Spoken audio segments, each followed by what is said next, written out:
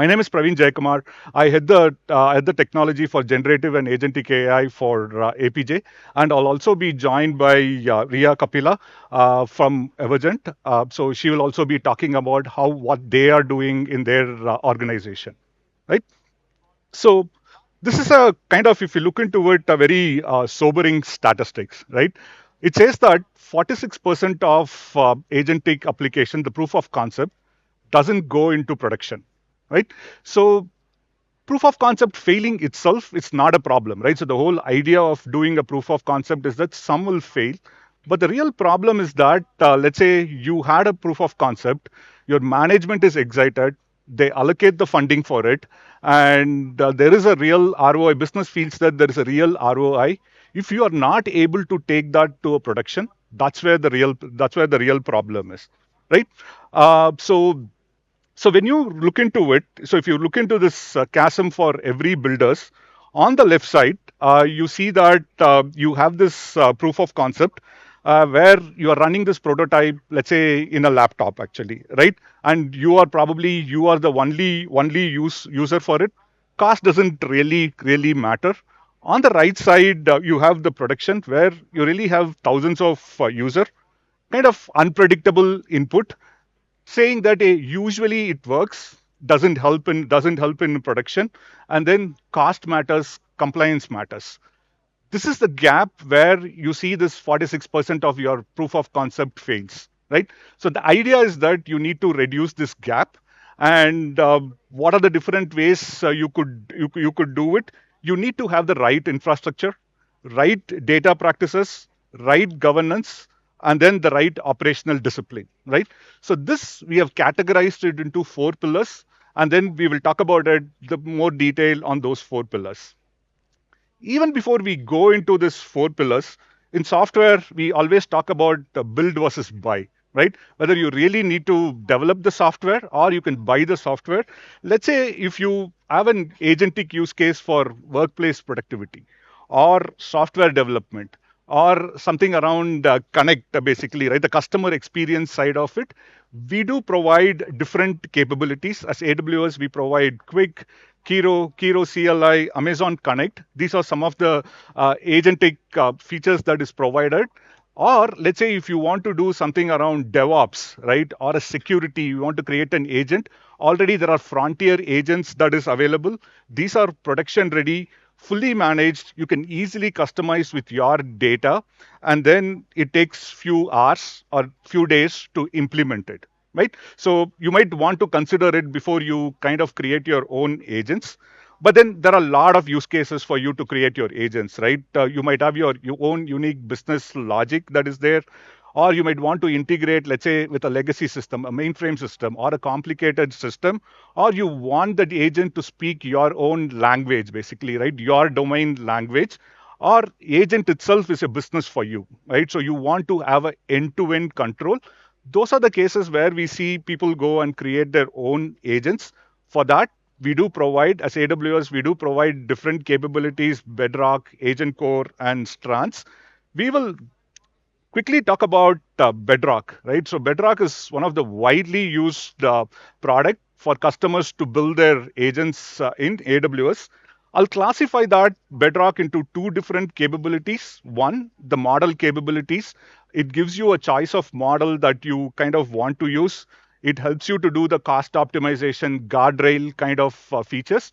But on the other side, the other feature it provides you is that it helps you to host your agentic applications, right? From the proof of concept, you want to take it, scale it, and that's where the agent core comes into picture.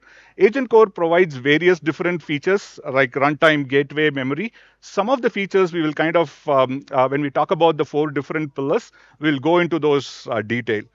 Apart from that, Bedrock very closely works with open source, be it protocols like MCP, A2A, or frameworks like Strands Agents, your LangChain, LangGraph, Crew.ai.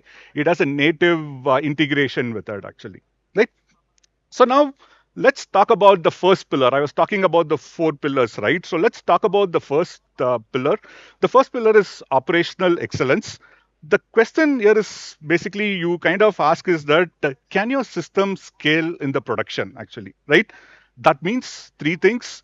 Do you get the visibility into what's happening? And then can you control the costs, control the spend that you are doing? And how does it perform when, let's say, there is a scale? How does your latency and other things kind of perform, right? So let's talk about observability first. Your agent kind of works perfectly when you are in testing, right? So then you move it into production. And then let's say a user says that, hey, the agent is behaving very slow.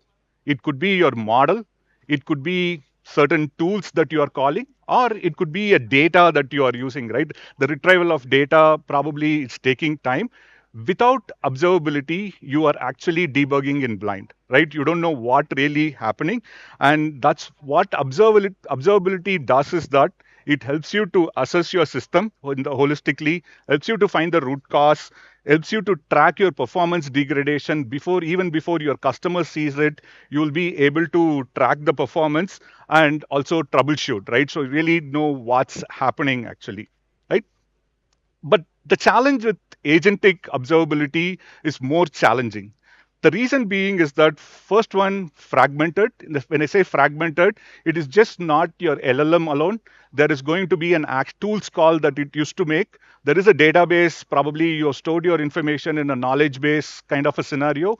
So there are multiple different systems it touches. So you need to have your tracing across these systems, right? So that's a huge challenge. And let's say if you're using this observability to do evaluations, then kind of a human comes into picture. Typically, when a human is involved in evaluation, it does take your own time. And another very, very important thing is around the metrics. So agents, you cannot use a regular metric that we use for machine learning, right? So agents completely needs a different metrics. That is where we have this service called, as part of Agent Core, we have something called Agent Core Observability. It actually works along with all the different other Agent Core features that is there. You could do a trace, you could debug, and you can monitor your agent performance in production, actually, right? So that's a very key feature. Apart from that, it can give you information around the session count, the latency, your input token, output token. And the good thing about is that all of this information, you could see it in one single pane, right? In the CloudWatch, you can go, you'll be able to track the entire observability. But let's say you have another third-party provider dashboard for observability that you use. This provides you something called, observability provides you something called open telemetry logs. So it's kind of an open format. So you can move it over there and then use it as well, actually, right? So now let's talk about the second aspect of it. Here, see, when you get into any project, the thing is that you don't have an unlimited budget. Every use case is kind of different. For some use case, you need millisecond latency, but for some things, you could still do it at the end of the day, or you could actually wait, right? So the real challenge is not about reducing the cost. It's making the right trade-off between your cost, latency, and accuracy. So that's the huge challenge. Typically, it happens because in a POC, you say that, hey, this costs you about $200, but when you take it into production, if it costs going to cost you $50,000, most of the time it's that even for a simple query, you are actually using a frontier model, which you ideally don't need to. And to solve this problem, a Bedrock provides you various inference options. On the right-hand side, let's say if you have a high-volume predictable workload, we provide you something called reserved capacity that you could use it. Or let's say you have a system where at the end of the day you do all your evaluations and things like that. We provide you something called batch inference. But on demand is most popular, right? So a lot of the use cases works around on demand. Again, we provide three different capabilities over there. Standard, mostly if you are going to use your application for your in-house, right, for employees, you could use the standard. Or let's say if it's a very, very latency sensitive application, you could use the priority tier. Or if it's okay, if it can take some latency, your application can take some latency hit, then you could use Flex, right? So this gives you different cost advantages compared with the latency that you have. The second pillar is around the context data and the context. Your agents typically needs three types of data. One, your organization knowledge. what your company knows. The second is the business context that you have. So, what the data means. And the third is around the user context itself, right? What is the specific user need? So, these are the three data that typically your agent needs. A lot of times when your agentic application fails, it's not really a model failure. Most likely it's a context failure, right? Your agents are not able to get the data at the right time, or the right context it's not able to get, right? So why that happens, the data challenge that you see is that what your agent needs is the data, diverse set of data, structured, unstructured data, real time and historical data that it might require, and it has to be high quality data. But that's a challenge in a lot of enterprises, actually, right? Data is trapped in silos. We don't know how good the data is a lot of times, and the data could be in multiple different places as well, right? So one of the things one of the things that we kind of see with the customers is that a lot of them have a raw data. So typically, you take the raw data, you have to go through a data processing. That's where you clean your data, enrich your data, and then transform your data to a certain style or certain type that you kind of want. And then with that information, you create metadata. Metadata is extremely important when you're talking about agents. This is what gives the agent the context. This is what it tells you about your data. So you use this information to create the metadata, and then that becomes the contextual knowledge for your application, your agentic application, right? So all of us would have seen RAG. It's been there for some time, retrieval augmented generation. And this is how you ground your agent with your data. But RAG comes with its own set of challenges. You need to make sure that you have a good chunking strategy, right? You're using a good embedding model. And then let's say if you're using a vector database, the vector database supports different kinds of algorithms to retrieve the data. And then you should also make sure that your data, the vector data, is fresh, because let's say your source data changes. How often you take the data, pass it through embedding model, and bring it back to a vector becomes very important as well, right? And from a user context perspective, typically in agents, it uses something called memory.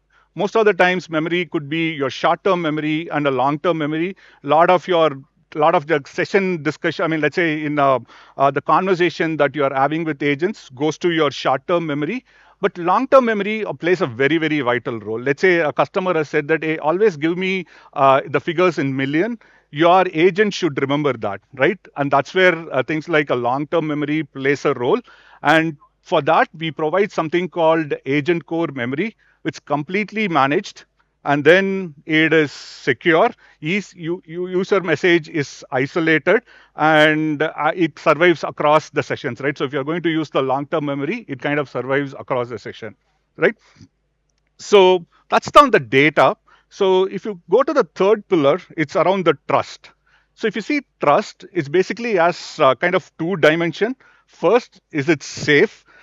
Can user trust the data, giving it to the agent? So that's the first thing. And the second thing is around the boundary, right? Does your data stay kind of bounded, and it is used for what it has to be used for, actually, right? So we will cover in this around the security, identity, guardrail, and then privacy. Those are the four aspects that we would cover. Let's say you are starting out with your agent. The first, there's only one user in your laptop. You know which are the tools that you are accessing. It's pretty much easy. You're managing everything. But let's say if you have 10 users now, it's still manageable. You can control what people are calling and things like that. But let's say you have 10,000 users. In a typical organization, you will have customers from a finance department, marketing department, and other things, and everybody has a different rights to a certain, let's say, calling an API. I might have certain rights, and my colleague in the other department might have a different rights, right? Managing that becomes a very tough thing, actually, right? In fact, in enterprises, we see that this is the biggest problem for adoption of agents, calling the right APIs based on what the user asks, right? So in that context, there are 4 things that becomes very important: identity, policy, Session isolation and guardrail. I'll quickly go through that, each of it. For identity, we provide something called agent core identity, because if you go into an organization, a lot of this role-based access control is in a system, in a OAuth-based system, right? It could be Microsoft Entra kind of a systems. So you need to integrate your agents with those systems. Or let's say if you're going to use AWS services to call, then IAM could be another option, or it could be you are calling the system with the direct key access, right? So there are multiple ways you can call a particular tool. Agent core identity kind of helps you to do that, right? It makes it very, very easy for you to configure your existing role-based access control and then use it, right? And when it comes into policy, you might want to call an agentic tool only when the approval amount is less than 5,000. This is a deterministic call that you need to do. You don't want to give it to your, let's say, your large language model to decide whether to call the tool or not based on the condition. That is where we provide something called agent core policy. You write your query or in a natural language, and then it creates something called a SEDAR file, and then it helps you with your entire policy now, basically, right? And it's extremely deterministic, completely deterministic, so that the tool doesn't get called when the user, let's say, the amount is greater than 5,000 or any other condition that you kind of put over there, right? Another thing is around agent core is how do you run your agents itself, right? So you could have created an agent in LangGraph or a crew.ai, used let's say a model from Bedrock or anywhere else. Agent core runtime provides you a way to scale your agentic application. It provides you a session isolation for each of your session. Individual micro VM actually runs for each of your session, and then it also helps you to scale, right? Right from 100 users to 1,000 sessions, it can help you to scale actually as well, right? Another very interesting feature is around guardrail. So let's say if it's a financial analyst product, you want that agent to talk only about that. You don't really want somebody talking about a politics, religion, or even some other thing. You don't want this agent to do it. And that is where a service like Guardrail can help you to do it, right? You can deny certain topics, you can allow certain topics to be spoken actually, right? So when you are talking about trust, how do you handle your data becomes very, very important in your agents, be it detecting your personally identifiable information, making sure that the data residency requirements are met, you have audit trail that happens, and then retention policies. And a lot of these features are covered by the different capabilities that we have in Agent Core, right? Agent Core runtime gives you a session isolation, identity scope that is provided in Agent Core identity that can help you to do that, right? So let's go into the last pillar, the reliability pillar. This is where the question that you ask is that does your agent work consistently, right? And can you kind of prove it, right? So we will talk about the consistency part of it first, and then let's go to the evaluation and testing after that. So this question keeps coming up, right? So when you ask an agent question 5 times, probably 3 times you get three different answers, basically three different answers, right? Because agents are non-deterministic and models are stochastic. Basically, it's completely probability based. And then typically in the agents, the user behavior changes, right? You deploy the agent, but then the behavior of the questions that they ask changes over a period of time. So the question is that how do you avoid it? So one simple answer for that is that use the code as much as possible, right? So use your agents only for really the model, only for reasoning capability. But if you want to have a deterministic thing that needs to be done, like a code calculation and things like that, use the code that I mean, like the code that you create actually, right? So you are going to use the agents only for orchestrating, but the actual business logic you might want to do it in a deterministic way using a code. I'll just give you an example, right? Let's say you want to create a there's an agent that does the create a spending report for next month. So typically if you're going to go via tool-based thing, you might have a get current date as a tool, and that it calls that, it identifies the next month, and then it calls the actual report, right? So you might have four different LLM calls, whereas if you're going to go in the code way, probably it uses only three LLM calls. So there is a 25% reduction in your latency itself, right? So always try to see if you could use your code rather than having agents to do everything actually, right? Evaluation again is very very important because the models keeps changing. How do you go back and evaluate your models are working fine? You also need to make sure that your latency and other, if you're changing the model, the latency and other things remains the same, right? So evaluation becomes very very critical. Bedrock provides you various ways you could evaluate. There's a programmatic evaluation, LLM as a judge, human evaluation, and then at the bottom you see for different types of use cases, right? So if you're going to use RAG use cases, there are different metrics that you would typically kind of use it.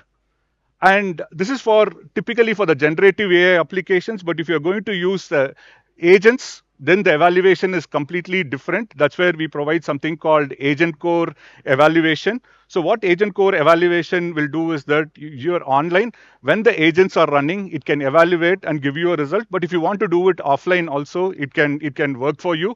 It works combined with the agent core observability capability that we provide. Very, very powerful. You might want to start using it right from the day one, right? So finally, I'm finishing it off saying that deploying in the production is not the end. Probably that's where you start, but you need to make sure that you implement the continuous testing, right? So that whenever a model or something or a prompt changes, you could do it. Have A/B testing, monitor for any drifts, and then make sure that all the traces you capture all the traces and have a mechanisms to roll back as well, right? Now I'll invite Ria to talk about how in Evergent they have done it.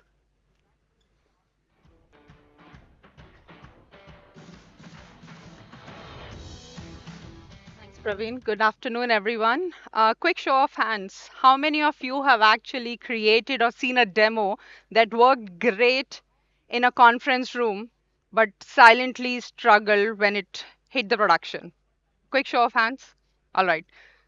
So some of you have experienced that, and I'm sure if those who have not will probably experience it, right? I am Ria Kapila, Chief AI and Product Officer at Evergent, and we enable subscription and monetization platform for millions of active subscribers and have onboarded over 1 billion users across 30 plus tier 1 operators with the customers like NBA, DirecTV, Sony Live, Rakuten Wiki, and many more, right? So I want to walk you through the journey that we are on, where we are building our own agentic revenue orchestration platform, starting with 6 specialized agents that are orchestrated over a common centralized engine. Just to put some perspective into what Praveen was talking about and making it real and grounded for this audience, right? And what you would actually see is that when you're building a platform like this, there are key things that actually are relevant. One, that it's not just about building one agent. You need to figure out a way of actually systematically orchestrating context between those agents, right? So context is important. In our business, subscriber context, in the sense, what is the history of that subscriber? Which tier are they on? What are the challenges that they've had, and this is what feeds into the trust when these agents are actually talking to subscribers or resolving certain challenges for them, right? And the approach that we have actually used to build some of these agents is what we call as a framework of agent development loop. Praveen talked about some of these. I'll just walk you through what was the easiest way for us to actually continue to iterate and build. It's over building, validating, executing, reevaluate, and then keep going on, right? So pick up with the simple use case that you can actually measure and impact for. And then build your agent ready APIs. These are not the APIs that are going to give you data back. These are the APIs that are actually going to help you decide, right? And then create that first focused agent which has an outcome defined and evaluate and test. Evaluate and test. launch it with the guardrails, and then scale it iteratively and keep doing that in a loop. And using this framework, we are actually building our own agentic ecosystem across pricing, acquisition, revenue recovery, personalization, retention, and support. Right? So I'll walk you through two of those use cases today to ground the reality of how we've been able to do that. The first one is around the business operations, an agent which is used by our own operations teams as well as our customers.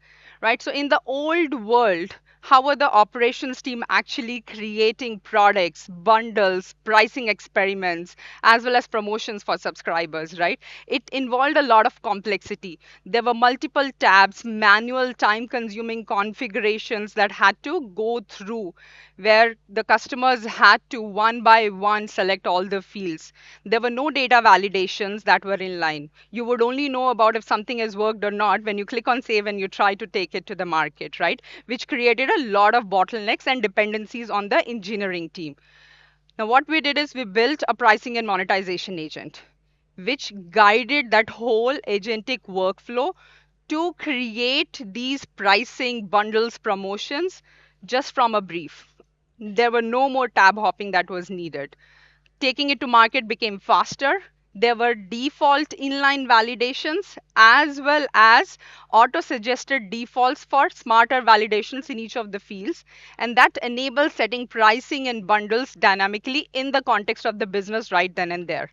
The impact is in the numbers: 70% faster catalog creation. It literally brought down from 3 to 5 days of this process to under 30 minutes. Reduce the dependency on operations, which meant there were no longer queues to run those experiments for our customers, right? And 10x more experimentations that could actually go live. And AWS gave us the scaffolding to build this, right? Agent core as a foundation with the runtime being our execution engine, and evolves for that continuous testing layer that ensured that all the tests, all the validations are happening as and when they need before deployment, right? The second use case I'll take you through is actually subscriber facing. And there is a lot at stake when you're actually directly talking to subscribers, right? The challenge here was with the broken experiences, very fragmented. If you have been a customer in the last decade, you have probably gone through these challenges yourself. How many times have you interacted with a bot that had no context about you? Right? You have gone from chatting to actually calling an agent and continue to reiterate your issue. It's leading into deadlocks where it doesn't get resolved, right? Your historical context and the fact that you are a returning subscriber is actually not taken into consideration at all. The context doesn't pass on from one channel to another. It's not personalized. These are generic responses that have very rigid one turn responses, which doesn't help you, right? So we build an intelligent support agent that actually unifies that support experience and makes it self-serve for our subscriber. One agent that has all the context persistent across different channels, truly making it omni-channel experience, and enabling businesses to actually try out real-time intents without writing a single piece of code, handling multi-intent and actually really trying to understand who is this subscriber, where have they come from, what is the issue, and trying to resolve it, and only smartly handing off to the human agents when it's needed, where they don't have to start from it all over again. All the context is passed from this agent to a human CSR, right? So it does that balancing and seamlessly fall back on humans when it's needed, and in a very personalized way. The impact: we were able to see 65% faster resolution. The average handling time dropped from 12 minute 2 seconds to 4 minute 13 seconds. 80% of the cases were resolved in the first contact. And we were actually able to identify 4 out of 10 at risk users that were at risk of churning. We were able to identify and actually deflect them before they walked away. So these are the real world impact scenarios that we've been able to work with the help of AWS and Amazon. And in this particular scenario, Amazon Connect as a foundation, which was amplified with Connect AI that managed our cognitive engine and the agent core that was the secure routing layer connecting to our backend tools.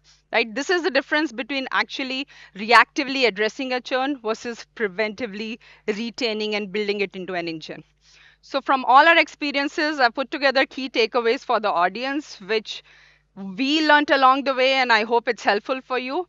Like, remember that it's an iterative process. You have to build, you have to deploy, and you have to evaluate. Agents are non deterministic. So, you need to test, test, test continuously to make them work for the context that you are building it for. DevOps and LLM ops is foundational. It is a non-negotiable core infrastructure component that you have to think of from the get-go. It's not an optional add-on. As much as possible, try to index on the latest versions of the models because they truly become your cost differentiator. And make sure that you have a high discipline to maintain your cost optimization from day one. Think about prompt caching, think about per environmental cost, and build that visibility into your structural, right? Wherever possible, use no code because that accelerates the value. You are enabling different teams, business teams, to actually configure things on their own without really depending on engineering. And for things like native LLMs that are already available in Amazon services, you don't have to try to build different components. Utilize that one time runtime, and that works across different channels, just as in the example of the support agent that I showed you, right? And match the autonomy to complexity. For simple use cases, figure out the tools and let them go and resolve, right? And for complex scenarios, take a step back, really plan, execute it, evaluate it, and replan. And that's a continuous process you need to go. In the end, I would say that context is the real product, the state that persists across agents, across sessions, across channels, across human handoffs is the real power that fuels any revenue generating orchestration platform. And that's what we are building at Emergent along with AWS. Thank you, everyone.